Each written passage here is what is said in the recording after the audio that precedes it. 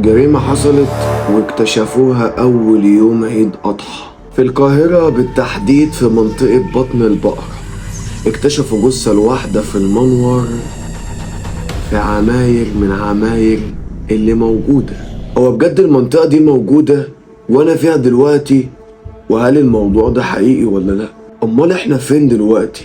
منطقة بطن البقرة موجودة فعلا ومن زمن الزمن، وما تسمعش عنها لأن اللي موجود فيها بس هما اللي عارفين بعض.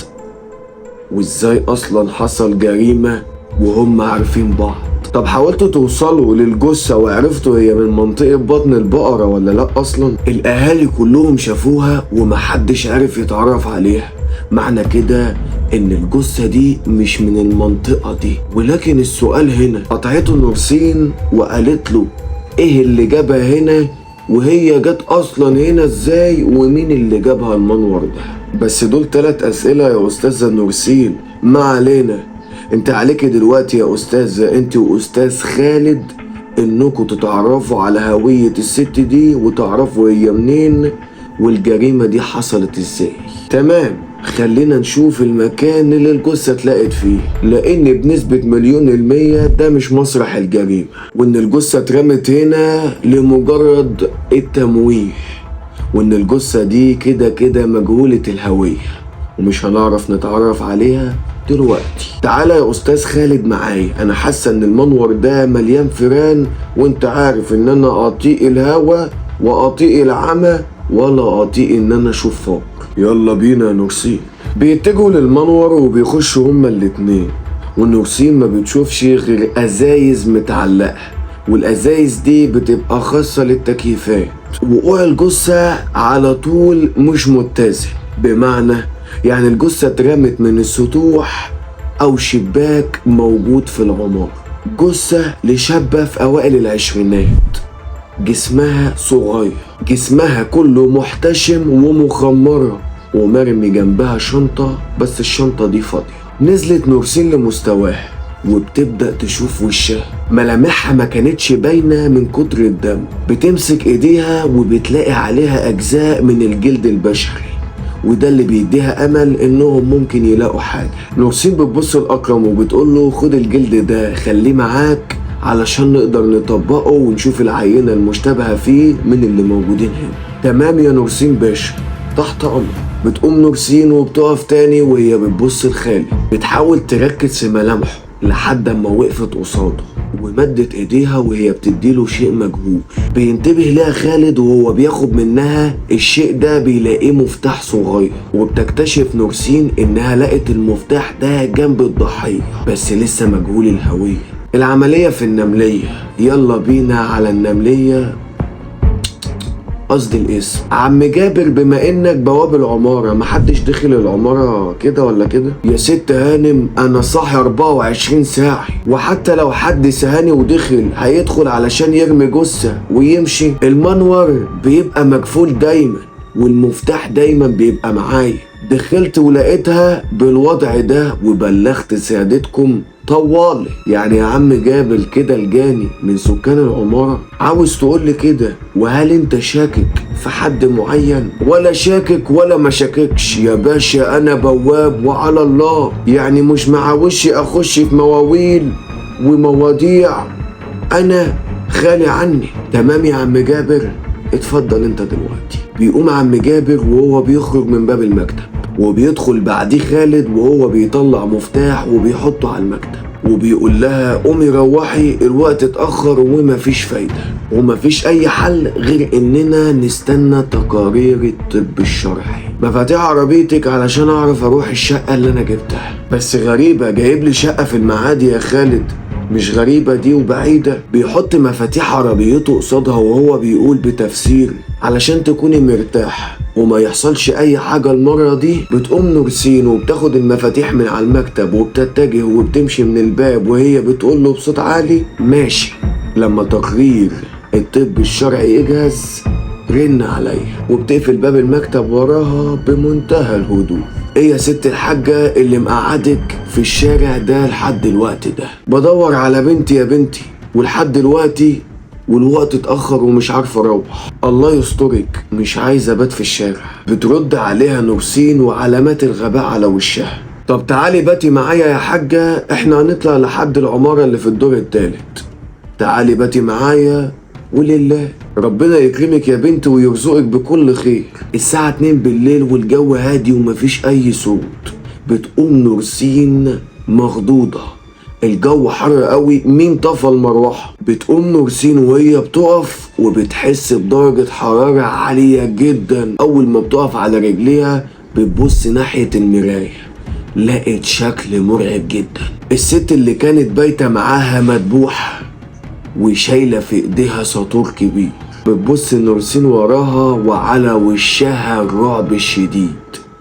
تحب تتقطعي بالطول ولا تتقطعي بالعرض؟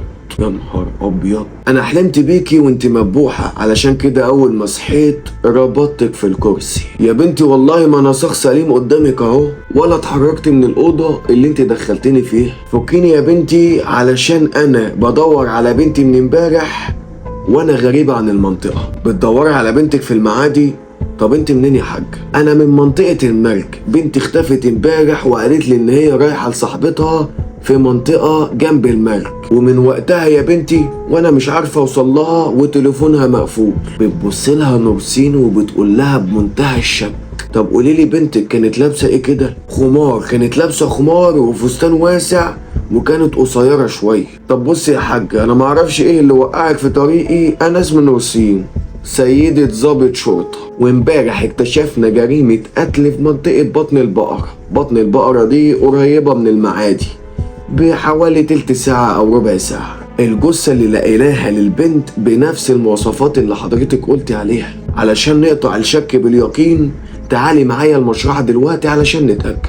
قلبي اتهبط يا بنتي، ده أنا ضيعت عمري كله علشانها وعايشة عمري كله علشانها. يا رب ما تكون هي يا حاجة، وحتى لو هي لا قدر الله ما تقلقيش، حقها هيجي يعني هيجي. وديني معاكي يا بنتي وديني. بتقوم نورسين ناحيتها وبتفتكر ان هي لسه ما فكتش الحبل اللي موجود عليها، وبتفكوا وبياخدوا بعضهم وبيمشوا. بتطلع التليفون نورسين وبتتصل على خالد وبتقول له خالد حصلني على المشرحة، وحتى لو عربيتك معايا تشعبط في اي اتوبيس وتعالى لي جري على المشرحة. اكرم.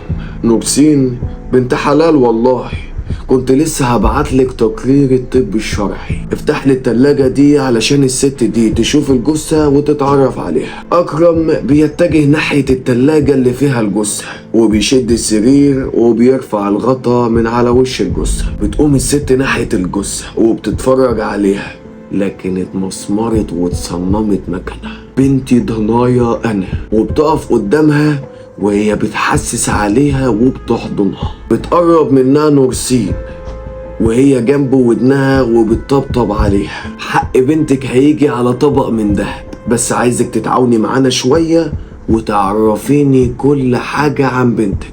أنا هادية مش علشان جحدة، علشان بنتي سمسمة ضي عيني، علشان حقها لما يجي ألطم زي ما أنا عاوزة وأعيط زي ما أنا عاوزة، بس حق بنتي يجي. بتبص نورسين لأكرم، ناولني تقرير الطب الشرعي أشوفه. بيديها أكرم التقرير وهي بتفتحه وبتبدأ تقرأ فيه. بناء على قرار النيابة العامة تم التوقيع على تقرير الطب الشرعي لجثة مجهولة الهوية، وذلك لبيان الوفاة والظروف اللي أحاطت بها. وبالمعاينة الأولية لمكان العثور تبين على حصول على جثمان إحدى منور العمارات السكانية بوضع ارتطام عنيف بالأرض الخرسانية، مع وجود تجمعات دموية كثيفة أسفل الرأس والصدر، وآثار تناثر دماء محدودة بجدران المنور القريبة من وضع السقوط. كده بيبين ان المنور ضيق شوية وان حواليه شقق سكنية، مع وجود آثار احتكاك بسيطة على المواسير، وده حصل لما الجثمان كان بيقع. وبالعهد الظاهر تبين ان الجثمان الانثى في العمر العقد الثالث من العمر في حالة تيبس رمي جزئي، مع وجود شحوب واضحة بالوجه واثار اصابات رادية متعددة بالجسم. وبعد كده اكدوا ان هي اتسمت وبعد كده اترمت. معنى كده انها كانت موجودة جوه العمارة، يا بتزور حد، يا كانت على عمارة تانية وحد نط من السطح ورماها في المنور. قوليلي يا حاجة، بنتك كانت رايحة تزور مين في المعادي؟ واحدة صاحبتها اسمها ميادة. ميادة دي متجوزة وعايشة في المعادي. بتبصلها نورسين بنظرة غير مفهومة، وبعد كده بتطلع تليفونها وبتتصل. عم جابر، صباح الخير يا راجل يا طيب. بقول لك ايه، عايز اسألك على حاجة. في ساكنة هنا في العمارة اسمها ميادة؟ ميادة النويري؟ ميادة النويري. ميادة النويري يا عم جابر. تمام، ساكنة في العمارة اللي جنبك؟ تمام. الدور الكام؟ الشقة اللي كام؟ تمام يا عم جابر، تسلم، مع السلامة. وبتقفل التليفون وبتلاقي أستاذ خالد قدامها واقف مربع ايده ورافع حاجبه، وكان لسه هيتكلم لكن نورسين قطعته. هتقولي شعبطيني في اتوبيسات، شعبطيني في اي مواصلات، هقولك بناديك تعالى. وسع كده بقى علشان انا ورايا شغل. انا هاخد الحاجة سمسمة وانت تعالى على حارة بطن البقر. وبتاخد بعضها وبتمشي. عاوزة اطلع شقة ميادة النويري يا بواب الغبرة. كانت نورسين واقفة بتتكلم مع البواب على البوابة وبتضربه على قفاه. اطلعي يا بيه، هو انا حيشك؟ كنت بستغل منصبي وبحقق الكوميديا شوية. وبتدخل العمارة وكان معاها ام سمسمة وخالد كان واقف، وبتطلع الاول ووراها نورسين. ولكن نورسين ما خدتش بالها من الحجر اللي كان مرمي على السلم، ووقع منها التليفون وهي بترجع اتكعبلت في الحجر ووقعت على دماغها. بتمسك ايديها على راسها وبتلاقي دم، وقبل ما تقع وتغيب عن الوعي لقيت ام سمسمة بتقول لها يا نورسين باشا حصل لك ايه بس؟ يا خالد باشا الحق الست نورسين. يا نورسين باشا انت لازم يحصل لك حاجة، كل جريمة يا تقعي. كان خالد باشا قاعد جنب نورسين على السلم وكان ماسك قطن وبتدين. نورسين كانت بتقول له احمد ربنا ان الوقعة دي ما كانتش كبيرة عليا، وكنا هنخش في تفاصيل مستشفى وغيره، هي بس اغماء مع شوية دم. لما شفتك بالشكل ده قلبي اتفجع عليك يا بنتي. لا ما تقلقيش يا حاجة، انا متعودة. قومني يا خالد علشان نطلع للغبرة دي. وبتطلع على السلم ووراها الحاجة ام سمسمة. بتقف نورسين على باب شقة الحاجة ميادة وهي عمالة بتخبط وبتاخد نفس عميق. بتفتح الباب ست عندها حوالي حاجة و20 سنة وبتبص للظابط نورسين وبتقول لها اتفضلي افندم، انا نورسين باشا ظابط شرطة، وده خالد باشا، ودي الست ام سمسمة اللي لقوها ميتة في منور العمارة. بيظهر على ملامحها التوتر ولكنها نجحت انها تخفي ملامحها. اهلا بحضراتكم، اي خدمة؟ بتزقها نورسين بكل خفة وبيخش هي وام سمسمة والاستاذ خالد الشقة. والله يا استاذة ميادة كنا فاضيين، ما عندناش غير جريمة واحدة، قلنا بقى نيجي نعايد عليكي. قوليلي عايشة لوحدك ولا معاكي حد؟ لا انا مش معايا حد، انا مقطوعة من شجر. بتبصلها نورسين وبدأت عينيها تدور في المكان كله لحد ما عينها وقعت على شيء غريب، وبتفضل تقرب منه لحد ما بتوصل لمستواه، وبتروح عليه وحاولت تمسكه لحد ما لقت نقطة من الدم. امال ايه ده يا ميادة؟ انت كنت بتضحي بما اننا في عيد وكده؟ ايوه طبعا يا باشا. وقبل ما تكمل كلامها بيسمعوا صوت انين ضعيف بيشبه صوت الاستغاثة بالظبط. بتبص نورسين على الأوضة اللي جاي منها الصوت وبترجع لميادة وهي بتقول لها يا ترى العجل بقى لسه فيه الروح ولا لأ؟ خلينا اروح اشوف. وبتتحرك نورسين ناحية الأوضة، وقبل ما تلمس باب الأوضة بتسمع صوت زناد مسدس وصوت ميادة من ورا. حركة كمان وهفجر نافوخك، والقتل عندي زي ما بتقولوا البعض كده عندكم في الاسم صباح الخير. لكن بتلاقي خالد جاي من وراها وبيكتم نفسها بإيده، والحاجة سمسمة عمالة بتضرب في ايديها لحد ما المسدس وقع، ونزلت علشان تمسك المسدس وفضلت تضرب على راسها بيه لحد ما فقدت الوعي. بتبصلهم نورسين بصة مليانة رضا وبتتجه ناحية الأوضة علشان تفتح الباب، ولكنها بتتصدم لما بتلاقي أوضة ضلمة وريحتها خانقة. الحيطان عليها آثار خبطات وخدوش، وعلى الأرض آثار دم قديم، لحد ما عينيها وقعت على بنت مربوطة في كرسي بالحبال، وشها مليان كدمات وآثار ضرب، وشعرها متبهدل وشفايفها ناشفة من كتر العطش. بتتجه ناحيتها وبعد كده بتفك الحبل.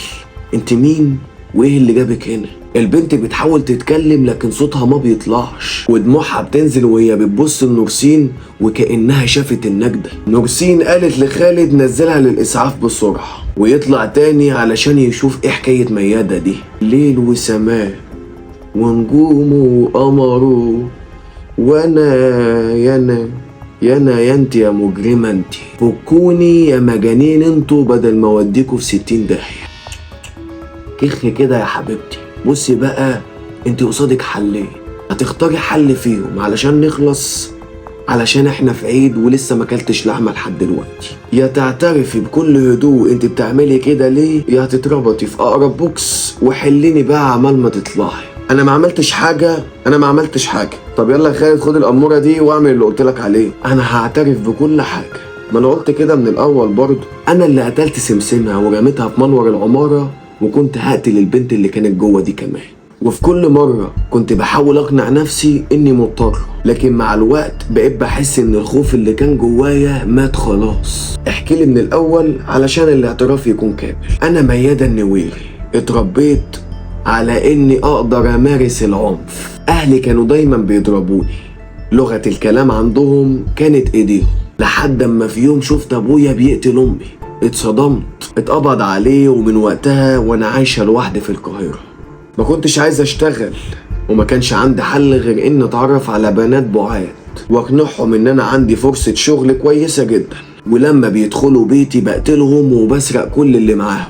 انا قتلت 2 ودفنتهم تحت الارض هنا، لحد اما جه الدور على سمسمة. جيت احفر ما لقيتش مكان، ما لقيتش غير حل واحد، اطلع بيها فوق السطوح وانط على العمارة التانية وارميها في المنور. استفدت ايه لما عملت كده؟ ما استفدتش. ولكن ميادة قبل ما تكمل كلامها لقت سكينة بتغرس في قلبها. بتبص لوالدة سمسمة اللي سحبت سكينة من على طبق الفاكهة وبتقتلها بيها. بتبص لها نورسين وعليها كل الذهول. ليه عملت كده يا مجنونة؟ بتقع الحاجة ام سمسمة على الارض وهي بتقول بمنتهى القهر: اخدت حق بنتي كانت بتدور على شغل علشان تراعيني، بنتي اللي ما كانش ليا غيرها. انا دلوقتي عايزة اتعدم علشان اروح لبنتي. اصل هعيش لمين؟ هعيش انا لمين؟ طلع الاسعاف بسرعة يا خالد ورجالة الاسعاف علشان يشيلوا الجثة. بما ان واخدة اسم من النيابة سجلت الاعتراف بتاعها. ام سمسمة خدت اعدام من اول جلسة، وده لانه اتصنف قتل عمد. لازم الاهالي يتكلموا مع اولادهم ويعرفوا هما بيصاحبوا مين ورايحين فين وجايين منين. ما ينفعش نثق في صاحبة او صاحب عارفينه من السوشيال ميديا لمجرد ان هو طيب. حوادث القتل اغلبها دلوقتي بسبب الثقة.